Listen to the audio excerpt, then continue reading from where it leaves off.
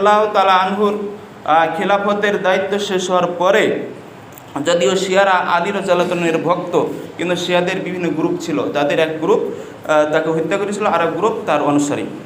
এই আলী রাদিয়াল্লাহু তাআলা আনহুর খিলাফত শেষ হওয়ার পরে, তিনার ইন্তিকালের পরে এসেছেন আমিরে মুয়াবিয়া রাদিয়াল্লাহু তাআলা আনহু। তাহলে দেখেন, আল্লাহ রাসূল সাল্লাল্লাহু আলাইহি সাল্লামের ইন্তিকালের অনেক বছর পরে আমিরে মুয়াবিয়া রাদিয়াল্লাহু তাআলা আনহু এর জামানা। সেই জামানার একজন তাবেঈ ছিলেন, নাম হচ্ছে কুরাইব রাহিমাহুল্লাহ। এই কুরাইব রাহিমাহুল্লাহ থেকে বর্ণিত আছে, একদা উম্মুল ফাজল বিনতে হারিস রাদিয়াল্লাহু তাআলা আনহু বলছেন, বাসাহু, তাকে তিনি বলছেন যে বাসাতহু, অর্থাৎ আমাকে পাঠানো হলো, ইলা মুয়াবিয়ার কাছে, বিশাম, শাম দেশে। শাম হলো সিরিয়া, বর্তমান সিরিয়া, যেখানে বাশার আল আসাদের পতন ঘটেছে, স্বৈর শাসক।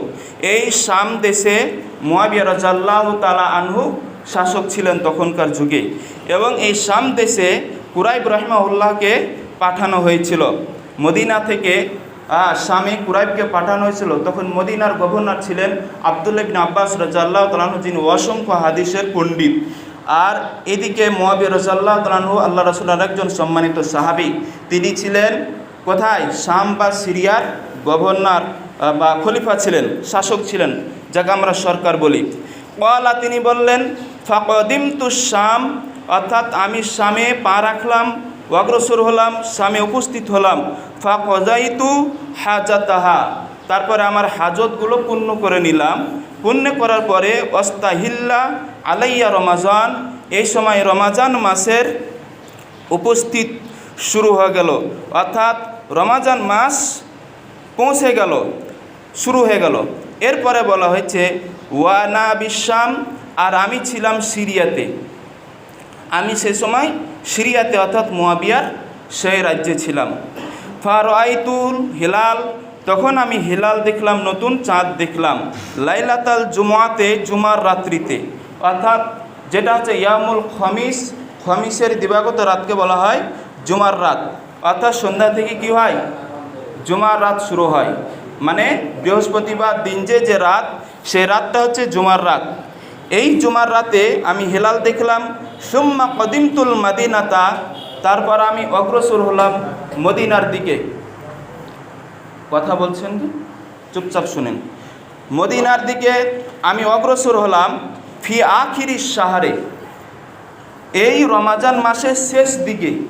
দেখেন, প্রথমটা হলো রমাজান মাসের যদি প্রথম দিকে আসতেন কুরাইব রাহিমাহুল্লাহ মদিনায়, তাহলে কোনো বিতর্কের প্রশ্ন আসতো না। তিনি আসলেন রমাজান মাসের শেষ দিকে। আর রমাজান মাস শুরু হয়েছে কখন? শুরুতে রমাজান মাস শুরু হলো, যেটা বললেন যে জুমার রাত্রিতে হেলাল বা নতুন চাঁদ দেখলাম। এখানে আমরা চাঁদের কথা বলি, ওটাকে হচ্ছে কমার। কমার দেখার কথা হাদিসে বলা নাই, অর্থাৎ চাঁদ দেখার কথা হাদিসে বলা নাই। হাদিসে বলা হয়েছে হেলাল দেখার কথা, অর্থাৎ নতুন চাঁদ। তো যখন এই কথাটা শুনলেন, তখন কুরাইব রাহিমাহুল্লাহ মদিনায় আসলেন, এবং এটা রমাজানের শেষ দিকে। যদি ওই দিনই আসত, যেই দিন তিনি নতুন চাঁদ দেখলেন, মুয়াবিয়া এবং কুরাইব এবং তার অনুসারীরা, এবং সিয়াম সাধনা শুরু করলেন, ওই রাতই যদি আসত, ওই তারিখেই যদি আসত, বা ওই রাত দিন এক রাতের মধ্যেই যদি পৌঁছে যেত মদিনায় খবরটা, তাহলে কি আব্বাস রাদিয়াল্লাহু তাআলা আনহু সহ সব অনুসারীরা তারাও সিয়াম শুরু করে দিতেন। এখন আসি, যখন এই মাসে আসলো, তখন কি হলো? কদিমতুল মাদিনাতা, মদিনা পর্যন্ত চলে আসলাম। ফি আখিরি শাহরি, রমাজানের একেবারে শেষ দিকে।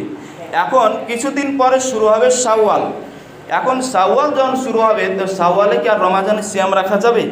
যাবে না। তাহলে তিনি খবরটা দিচ্ছেন কখন? রমাজানের শেষ দিকে। শেষ দিকে যখন এই খবরটা চলে আসলো, আসার পরে তিনি বলছেন, আব্দুল্লাহ ইবনে আব্বাস, তিনি নিজে থেকে কিন্তু আব্বাসকে খবরটা দিচ্ছেন না। তিনি নিজে থেকে আব্দুল্লাহ ইবনে আব্বাসকে খবরটা দিলেন না, বরং কি হলো? উল্টা ঘটনা ঘটলো।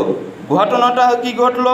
তিনি বলছেন যে যখন মদিনায় রমাজানের শেষ দিকে আসলেন, তখন ফাসা আলানি, ফা মানে সুতরাং, সাআলা মানে প্রশ্ন করলেন, জিজ্ঞাসা করলেন আব্দুল্লাহ ইবনে আব্বাস নিমান আমাকে। আমি আগে তাকে সংবাদটা না দেওয়ার আগেই আব্দুল্লাহ ইবনে আব্বাস রাদিয়াল্লাহু তাআলা আনহু আমাকে আগে সংবাদ দিচ্ছেন, আমাকে আগে প্রশ্ন করছেন। এখানে একটা গুরুত্বপূর্ণ পয়েন্ট, সেটা হলো যে আব্দুল্লাহ ইবনে আব্বাস প্রশ্ন করার কারণটা কি? যদি এটা ঘটনা হতো যে তোমাদের